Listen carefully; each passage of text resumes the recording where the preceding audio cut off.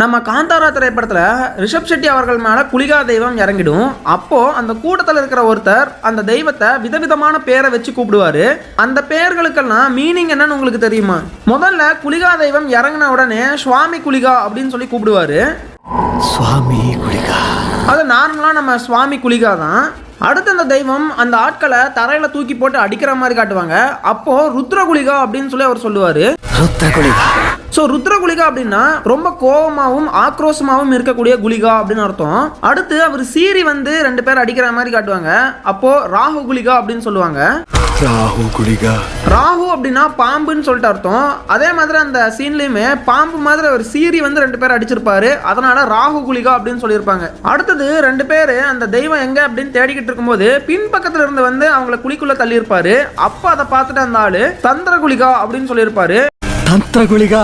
இந்த இடத்துல தந்திரகுலிகா அப்படின்னா அவங்களுக்கு தெரியாம தந்திரமா வந்து அட்டாக் பண்ணதுனால அந்த தெய்வத்தை தந்திரகுலிகான்னு சொல்லியிருக்காரு. அடுத்து இப்ப நம்ம குலிகா தெய்வம் அந்த கிணத்துக்குள்ள குதிச்சிரும். அப்போ அவரு கத்தலக்கான குலிகா அப்படின்னு சொல்லியிருப்பாரு. கத்தலக்கான குலிகா. கத்தலக்கான குலிகா அப்படின்னா இருட்டின் கடவுள் அப்படின்னு சொல்லி அர்த்தம். அதுக்கேத்த மாதிரி இருட்டில இருந்து அந்த குலிகா தெய்வம் வர்ற மாதிரி காட்டியிருப்பாங்க. அடுத்து நம்ம குலிகா தெய்வம் வந்துட்டு ரொம்ப பசி வாய்ந்த ஒரு கடவுள். எப்பவுமே சாப்பிட்டுக்கிட்டே தான் இருக்கும். அப்படி இருக்கிறப்போ அந்த மக்கள் எல்லாம் வந்துட்டு நிறைய விஷயங்கள் கொண்டு வருவாங்க சாப்பிட்றதுக்கு. ஆனா அந்த குலிகா தெய்வம் இதெல்லாம் எனக்கு வேணாம், இவன் தான் எனக்கு வேணும் அப்படிங்கிற மாதிரி சொல்லுவாரு. அப்ப அந்த பெரியவர் நித்ர குலிகா அப்படின்னு சொல்லியிருப்பாரு.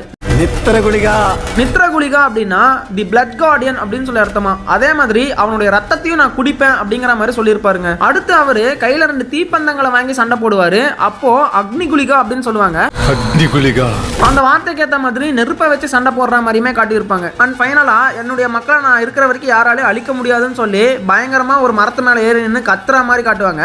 அப்போ சுவாமி ராஜகுலிகா அப்படின்னு சொல்லுவாரு. சுவாமி ராஜகுலிகா. அதுக்கு அர்த்தம் என்னன்னா நீதி காத்த கடவுள் அப்படிங்கிறது தான் அர்த்தம். அதே மாதிரி அந்த ராஜா அந்த மக்களுக்கு அநீதி செய்யும் போது அதை தட்டி கேட்டு அந்த இடத்துல நீதியை காத்து நிற்கும் அந்த குலிகா தெய்வம். இப்படி நம்ம ரிஷப் செட்டி அவர்கள் குலிகா தெய்வத்தை 8 வகையா அதை வகைப்படுத்தி காட்டி அதுக்கேற்ற மாதிரி வசனமும் வச்சு அதுக்கேற்ற மாதிரி காட்சியுமே அமைச்சிருக்காருன்னே சொல்லலாங்க.